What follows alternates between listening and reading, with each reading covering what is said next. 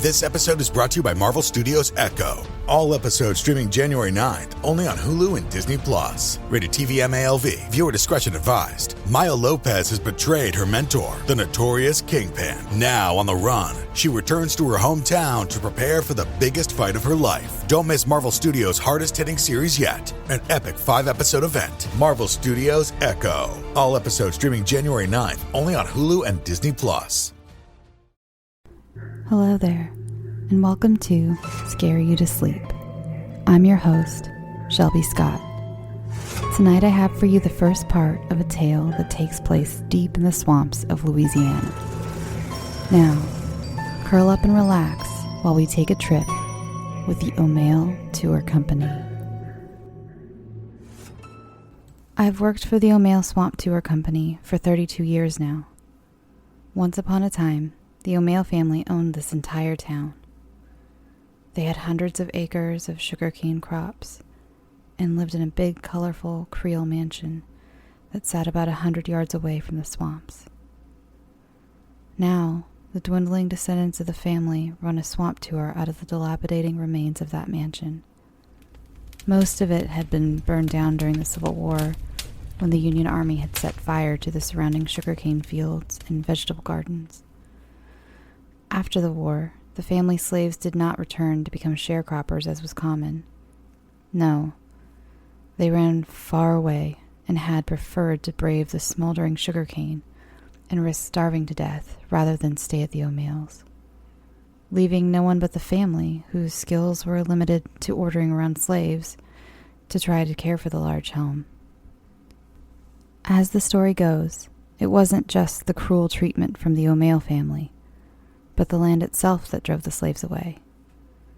They claimed something evil lurked in the swamp, something that would steal their children at night and bring disease to all the slave quarters.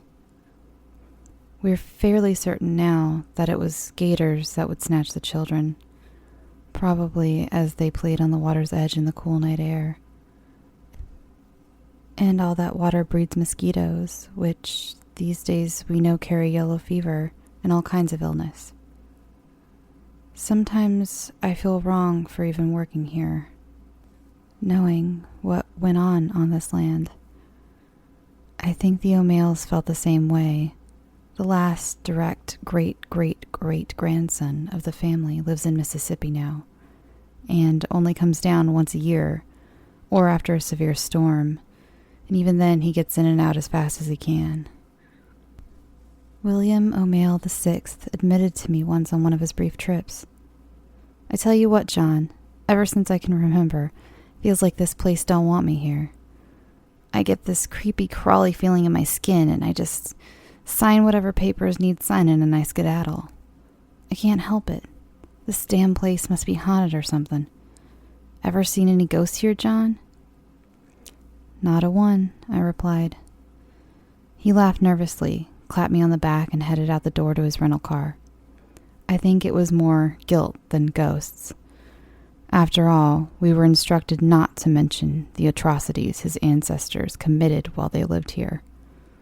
Like the family wanted to change history to be all marble floors and hoop skirts. No, we couldn't talk about who polished those floors, or who sewed the skirts, and the blood they shed in doing so. On one particularly warm evening in June, I sat filling out expense reports in my office, which had originally been the children's playroom. None of the old furniture was left. It had been replaced by my cheap desk, and sometime in the 1940s an indoor bathroom had been installed. The window unit air conditioner couldn't keep up with the heat, and it certainly did nothing for the humidity. Sweat dripped down my neck, and the usual old house smell became almost putrid.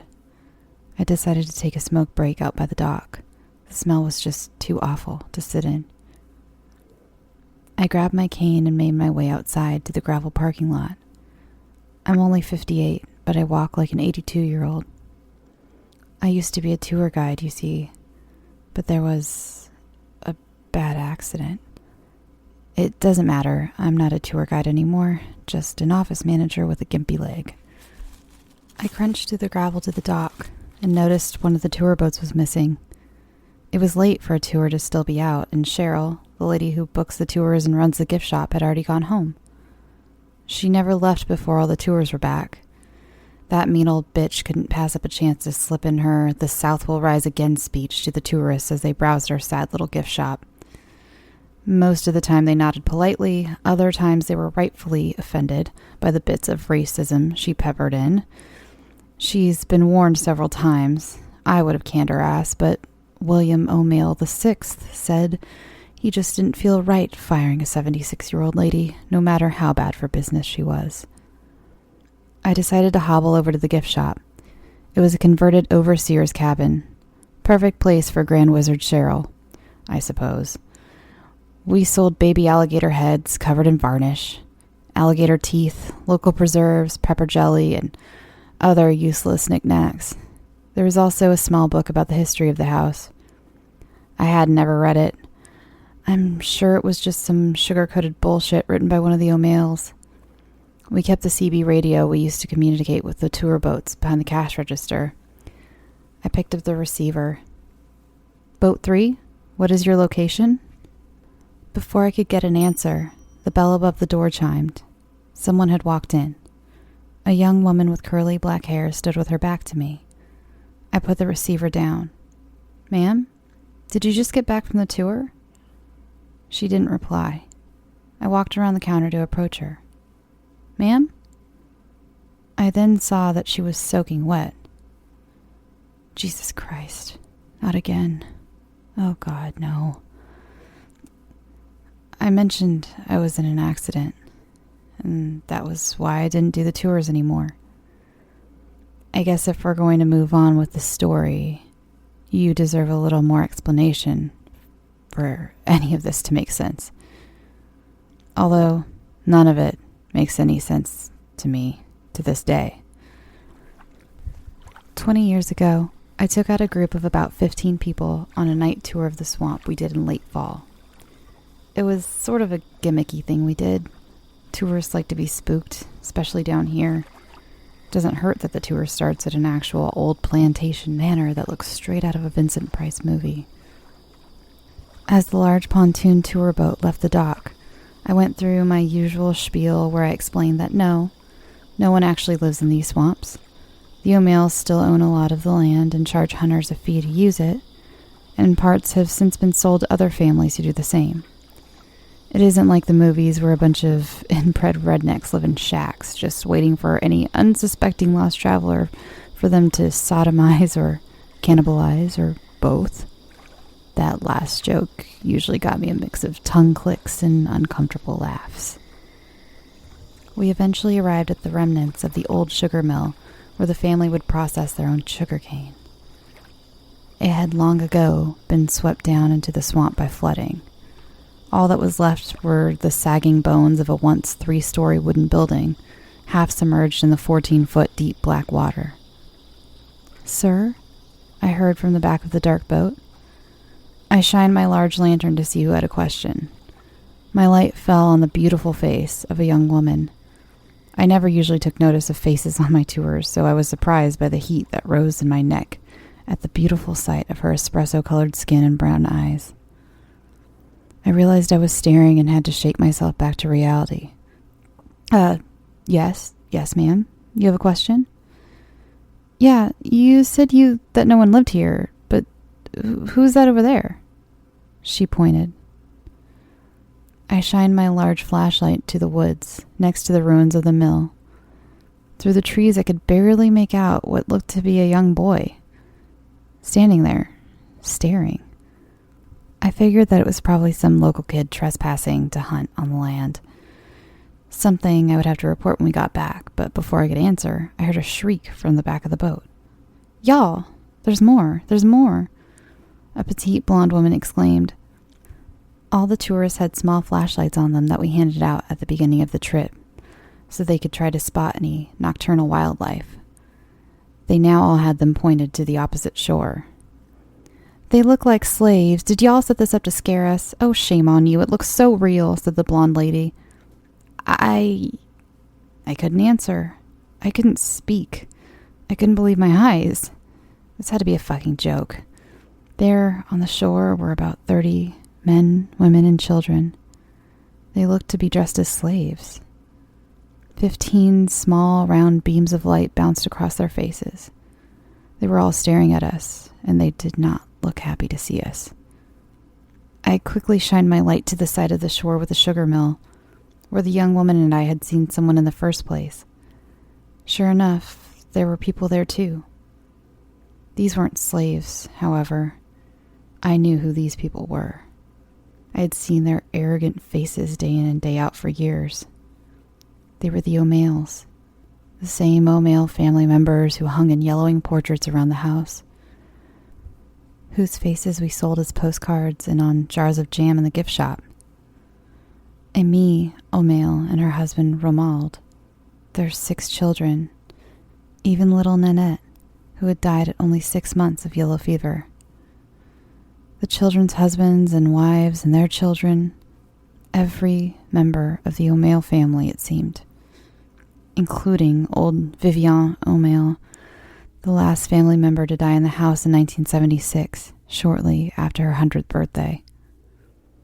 As many Scary to Sleep fans know, I've been going through a lot of changes in my life, and one thing I've been doing is getting my finances much more organized, and that includes paring down some of the subscriptions I pay for. It feels like everything is a subscription these days, be it for the gym or streaming services or music, the list goes on, and something that has helped me tremendously is Rocket Money. They not only helped me cancel subscriptions that were a pain to try to do myself. Have you ever tried to deal with some of these companies directly? It's just a headache. Rocket Money also alerts me when the subscriptions I did keep go up in price, giving me the ability to weigh my options and keep those little extras that add up oh so quickly in check. Rocket Money is a personal finance app that finds and cancels your unwanted subscriptions, monitors your spending, and helps lower your bills. I can see all of my subscriptions in one place, and if I see something I don't want, I can cancel it with a tap. I never have to get on the phone with customer service. Rocket Money has over 5 million users and has helped save its members an average of $720 a year with over 500 million in canceled subscriptions. Stop wasting money on things you don't use. Cancel your unwanted subscriptions by going to rocketmoney.com/scareyoutosleep. That's rocketmoney.com/scareyoutosleep. rocketmoney.com/scareyoutosleep. There was another shriek from the blonde woman and several gasps from everyone else. I swallowed back bile as I watched the parties of the dead on both sides of the swamp begin to descend into the water. They marched like soldiers into the mud and muck of the swamp. Even the Aumaille women, hoop skirts and all. Eventually they all disappeared under the water. My mind was reeling. I was trying to make sense of what I had just seen when... That's when we felt something bump the bottom of the boat. Something huge. I'm sure there was a frenzy in the boat. I'm sure the tourists were panicking. I'm sure they were begging me to do something. I could feel them tugging on my shirt sleeves, but all I could hear was a loud buzzing in my ears. I was going into shock. I went blind for a second, but then I saw those beautiful big brown eyes. Her face was next to mine, crying, saying that this wasn't funny and to make it stop. Some of them still thought it was some sort of trick. One man was snapping pictures, laughing at the chaos around him. This motherfucker thought he was at Disneyland, that this was all a setup, that we had animatronic gators and actors dressed as... I dropped my flashlight and heard it roll into the water. The lights on the boat flickered once and then went out. The only light was from a few of the tourists who had managed to hold onto their small flashlights. I yanked one out of someone's hand and leaned over the railing to shine the light in the water. It was too muddy, too full of weeds, I couldn't see shit. I leaned closer. A pale hand shot up at me. I pulled back before it could grab me, but it managed to brush my face. It didn't feel human. It felt waterlogged, like wood, slimy and brittle. It hit again, harder this time, flipping us almost over. We landed back right ways up, but we hit that water hard. I held tight to the railing, but my stomach retched as I heard splashes. Several people had fallen into the water. Even if it wasn't for some army of whatever the hell those things were, I wouldn't wish that onto anyone.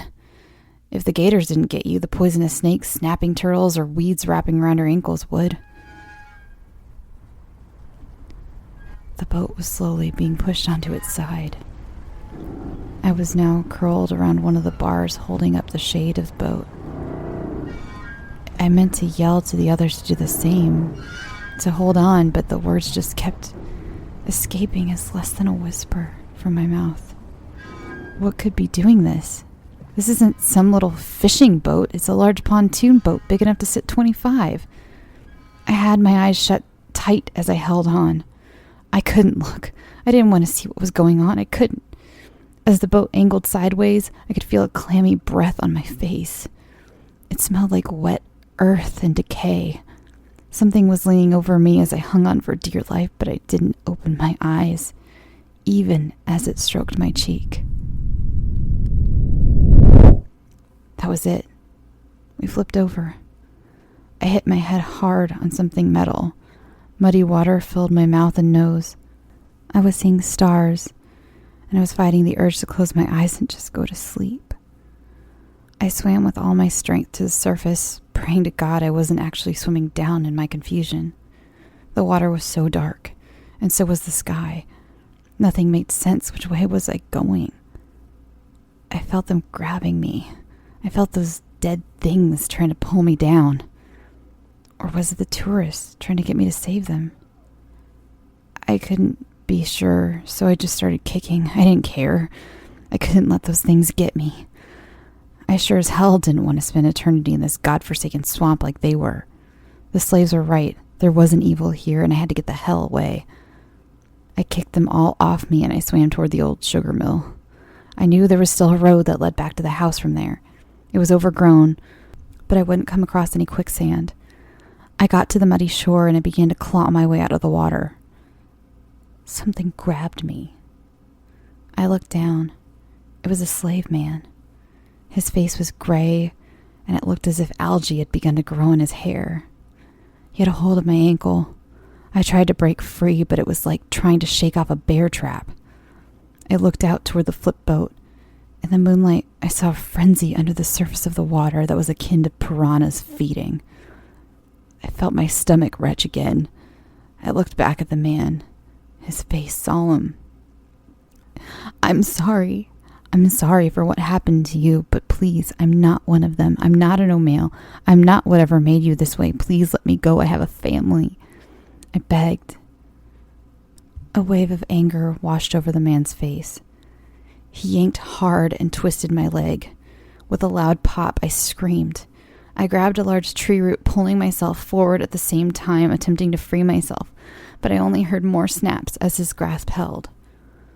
I screamed and cried like a baby. Snot and blood ran down my face, and I buried it in the mud. I was going to die. This was it. This was when everything went black.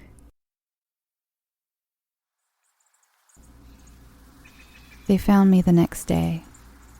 A search and rescue had been sent out an hour after we hadn't returned the night before. It took them so long to find me because I was covered in mud and well disguised against the shoreline. They never found anyone else. I couldn't explain what happened. When I tried, they chalked up my wild stories to my head injury and post-traumatic stress. They took one look at my leg and assumed I had been got by a gator. They never questioned the fact that there were no bite wounds. It was concluded the accident was the result of some sort of natural disaster, something they couldn't explain, but nothing anyone could be faulted for. That sit well with the Aumailles, since they wouldn't need to distribute any settlement money among the families of the deceased. This was courtesy of the waiver the tourists signed before they boarded the boat that specifically outlined natural disasters as something the company would not be liable for. I was offered a hefty raise, worth much more over time than a settlement would have been, and a promise I never had to go near the swamps again. With a daughter who had dreams of medical school and a son who would be starting college soon after her, I couldn't refuse. Besides my night terrors, I eventually had whole days where I didn't think about the accident. Well, maybe not whole days, but bad times were manageable. And my paychecks gave me and my family a comfortable life. It was the best deal I could ask for after such an ordeal. I had even started to believe that maybe my brain really had just manifested these crazy visions of the Walking Dead. Until today.